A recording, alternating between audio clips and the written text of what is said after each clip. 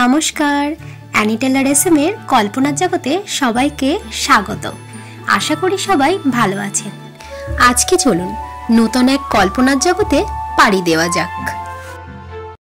আজকে চলুন ছন্দের মাধ্যমে শুঁয়োপোকার স্নাতক হওয়ার গল্প করি। আজ প্রজাপতি মায়ের ডিমের অন্নপ্রাশন। আশীর্বাদ দিতে হয়েছে পতঙ্গদের আগমন। প্রজাপতি মা, ডিম যে তোমার বেশ হয়েছে দেখতে, কি করে মন চাইবে নিজের থেকে আলাদা ওদের রাখতে? এই কথা শুনে কেঁদে ওঠে প্রজাপতি মায়ের মন। দুঃখ করে কি হবে, এটাই তো তাদের জীবন। কেউ এনেছে পুষ্পরস, কেউ এনেছে মধু। আজ আর দুঃখ নয়, আনন্দ হবে শুধু। তার ডিম যাবে এবার প্রাথমিক শিক্ষা নিতে। নতুন এক জীবন শুরু হবে তার এবার থেকে। প্রাথমিক শিক্ষা পেয়ে পরিণত হবে সে শুঁয়োপোকায়।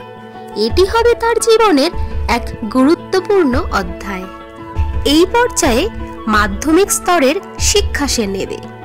ধীরে ধীরে সবুজের স্বাদ সে গ্রহণ করবে। শুঁয়োপোকা অস্থিরতায় ভরা, লেশ নেই ধৈর্যের। মাধ্যমিক উত্তীর্ণ হয়ে এবার পালা উচ্চ শিক্ষা লাভের। এরপর কঠিন শিক্ষা নিতে পিউপায় পদার্পণ করবে। পিউপাতে শিক্ষা নিয়ে ধৈর্য রাখতে সে শিখবে। কঠিন উচ্চ শিক্ষার পর লাভ করবে স্নাতক উপাধিটি।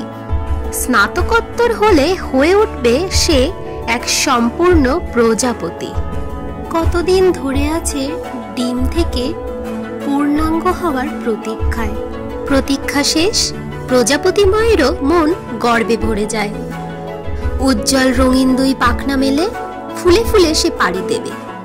মোহময়ী প্রজাপতি এবার প্রকৃতি মায়ের শোভা বৃদ্ধি করবে। শুঁয়োপোকার স্নাতক হওয়ার গল্পটি কেমন লাগলো জানাতে ভুলবেন না। এবারের গল্প এখানেই শেষ, কিন্তু গল্পের সমুদ্র তো শেষ হয় না, তাই না? নতুন কল্পনার জগতে আবার দেখা হবে। ততদিন পর্যন্ত ভালো থাকুন, সুস্থ থাকুন। আর হ্যাঁ, অ্যানি টেলার এসএমকে ভুলে যাবেন না। নমস্কার।